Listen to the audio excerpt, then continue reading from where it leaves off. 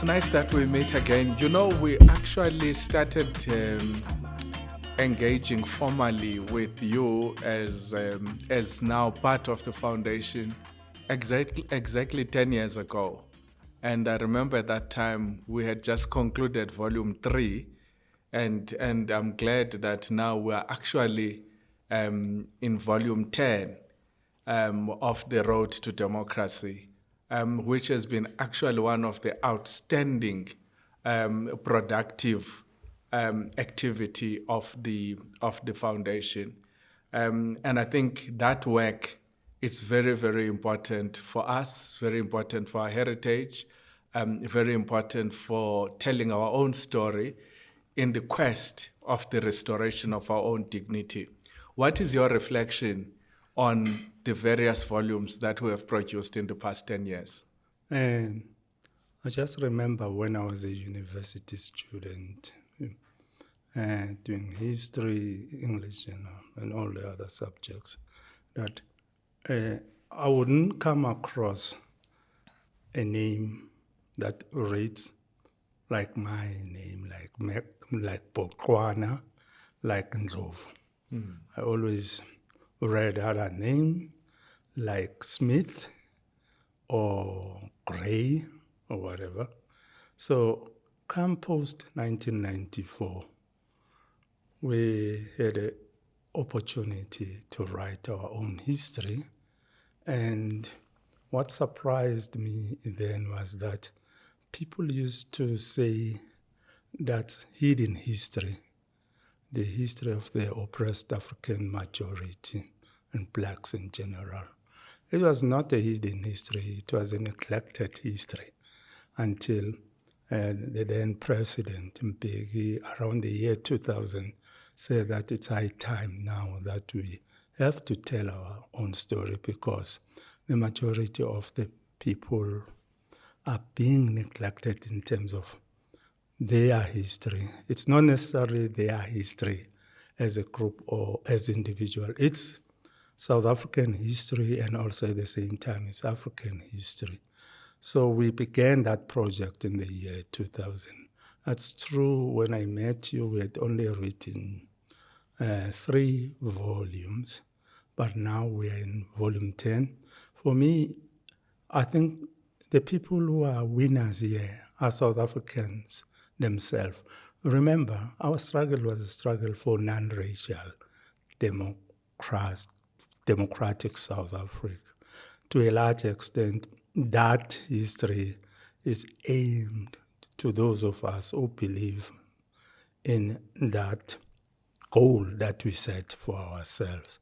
So it has nothing to do about because we are Africans, because we are black, we are going to write out of history our African counterparts because we are paying revenge, because that was done to us for more than 300 years. So ours is an inclusive project. And as you can tell also with the volumes themselves, with the books themselves that we've written out, we so wish that the majority of South Africans across the racial divide are quite aware that through the foundation, we have given ourselves that task in terms of knowledge production. And when you came in, I think the advantage was we used to produce 1 volume in 3 years or in 2 years. And I think when you came in, we had written the International Solidarity book. But when you came in, I think we were about 1 book or per annum or 1 book in 2 years. I can go on and on and on. No, Prof. I think that's just for our viewers. It's just to make it quite clear that our purpose was to record from original sources the struggles against apartheid using the period 1952 to 1996. The period 1952 became an important period because that was the 300-year celebration of the arrival of Jan van Riebeeck. but also the beginning of the major defiance campaign by the ANC. And then the thinking about writing those volumes, it's because many of the political actors, economic actors, cultural actors were still alive, and it was important to record those political, cultural, and economic actors. What do you think are the highlights in terms of the persons that have been recorded that we've got now in our volumes? I think what we did, first and foremost, I will say that we had adopted multiple strategies. For example, I remember that we didn't have to confine ourselves to what was happening in South Africa. And we knew that really, when I think about it, the worldwide anti-apartheid movement, we had to include that part of our history, that our struggle was international. It was not confined in South Africa. So we had to write about the people who supported us in terms of human solidarity and progressive internationalism. They were in Cuba, they were in China, they were in the Soviet Union, they were in Western Europe, they were in East Germany, they were in the US. And we traced all of those activists who were part of that struggle. And we asked them themselves to write that part of history. For example, the archives of the British anti-apartheid movement are at Oxford University. So whoever was writing about the British anti-apartheid movement struggle had to go to Oxford and conduct his research there and write from them. At home, when we were writing about us here at home, we were lucky enough, but at the same time not lucky enough, that some of the activists were still alive. So we conducted interviews with them, that is oral history interviews, to provide us with oral history testimonies. So I think the disadvantage, I wish then we had the money to do the visual side of it, but they are only on radio, or in the sense that we did oral interviews. So if our No, I think, Prof, going forward, we will find a way of documenting this, because you will recall that there was an expression of interest from Steven Spielberg to utilize these volumes as part of the documentation of the anti-apartheid struggle, in particular the view that the struggle against apartheid was a struggle for all humanity. But what is impressive, Prof, is the fact that whether what is recorded is from the leadership of the ANC, from the leadership of the PAC. I've just read a section by Johnson Mlambo of the PAC, or whether it's the Black Consciousness Movement or AZAPO, the activists within UDF and with the churches. So I think, in a sense, it's the history as it was, not as we like it. Yes, because we also, from our white compatriots, we have NUSAS, the student movement at the various universities. And if you remember very well, in Volume 6, we have a chapter on the Nationalist Party. And also we have them, the former ministers and whoever was leading that side, being interviewed, telling everything in their own way. But another really interesting dimension on the work that we did was when we interviewed Barend du Plessis, the former minister of finance in the apartheid regime, who said to us, actually what took place at CODESA should have taken place in 1985. So it means CODESA was about how many years late? About 7 years late. 7 years later. 7 years late. And his explanation was that apartheid was too expensive. And then you remember then that the value of their rand was at the bottom. And the international financiers, the loan sharks, and the banks wanted their money back. You know, in that interview, he said he went over to English to have a word with Margaret Thatcher. He was sent by our president then, which was P.W. Botha. Margaret Thatcher said, "We're not going to have none of that. You are going to have to pay back all the loans, regardless of the fact that the apartheid state of South Africa is bankrupt then." And if you remember very well, then this traffic started now to seek the ANC wherever it was. Yes. And if you remember the opposition party, I think it was the PFP, they went to Lusaka, and immediately after the PFP, it was big business, went to Lusaka to seek where the ANC was to discuss about these issues in terms of negotiations then, whether it was possible. I think in 1987, they even went to Dakar, I think. Correct. Yeah, to Dakar.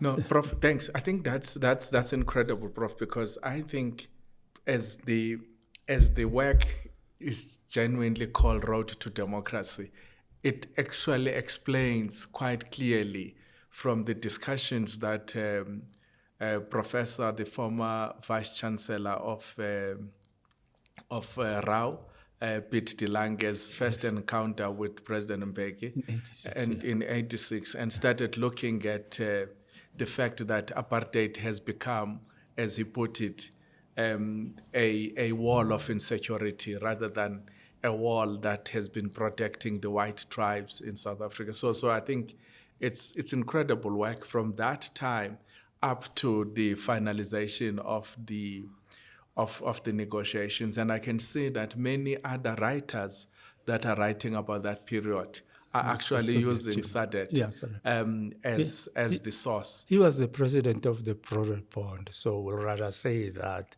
if we say he was the vice chancellor of Rao, that doesn't have much emphasis. But if you start saying that he was the chair of the Project Bond, correct? Yeah, that's quite. But remember, that helps us in a sense that we are lucky enough that I did interview former President Mbeki about exactly that when he said he picked him out of a meeting in New York, and just say, please, can you pass the message to O.R. Thabo that we really need to discuss this matter. But now, the other problem that we have regarding this, remember, the North and South divide in terms of the production of knowledge. When scholars from the North analyze our situation here, because they think that we're too dumb to write about our own history, whatever they say, that's the history, because for us, they regard us as collectors of information, but they are the top analysts. They argue that anyway, changes were made certain by the fall of the Berlin Wall, which is about 5 years later in terms of us saying it's around 85. There's some insights that those that are viewing this can understand. There's an incredible recording of Miss Kollega Tunyiswa in one of these recordings, which it's an interesting story, the story of the first exiles. In our view, the exiles from South Africa, from the ANC, people might think it were the members of MK, whereas in actual fact, these were the nurses that went to reestablish the health system in Tanzania. But also there is 3 other volumes that you have put together, the volume on the migration, which is in essence a proper explanation of the movements of Africans since the 12th century in the region to put paid to this idea that the very idea of xenophobic has no place amongst the Africans.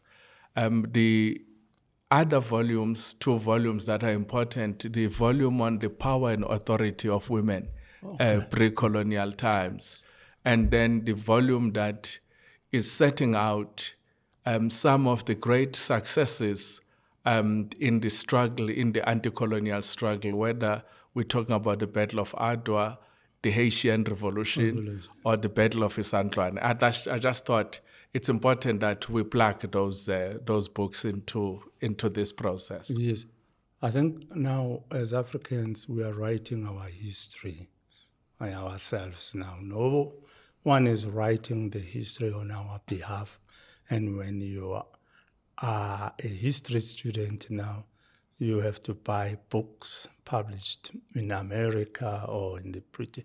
The story about the nurses is quite interesting because the legend tells it that it was the first Umkhonto weSizwe group with males being predominant in that group, who left in 1962.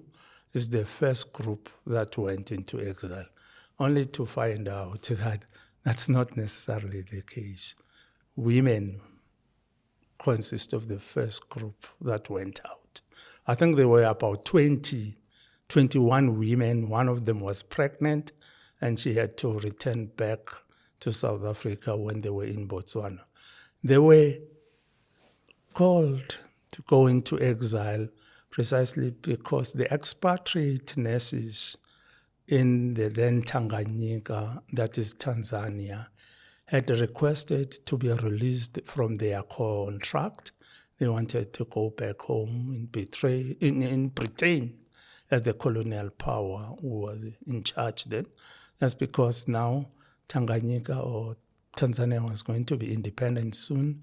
They said that they are not interested in working for an African country, for an African government. Then Britain did recall them. And what happened then, President Julius Nyerere, before he took part, requested from Oliver Tambo, who was in exile then in Tanzania, that they know that the standard of training nurses in South Africa and other medical auxiliaries is pretty high. It meets international requirements. So could he recruit nurses black nurses from South Africa to come and fill up the gap? And that subsequently happened. And the nurses actually happened to be the first group that left. I think it was December 1961.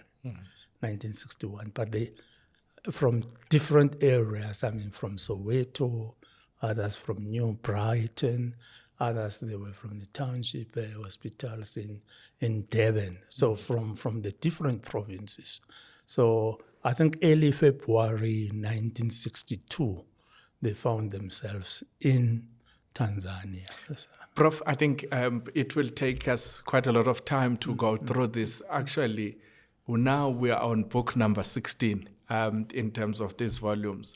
But I think what also has happened in the process, your writings have inspired us to produce many other books. The Thabo Mbeki, I know yes. Which is a critical book, which was a reflection on many fellow travelers of President Mbeki.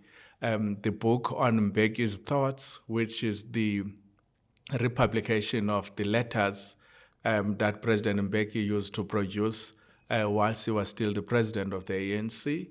And recently, the book we are about to publish, which is a book on marriage made in heaven, which is a story of white South Africa written by black South Africans. And it's going to be an interesting book, despite the fact that this book had been previously publicized.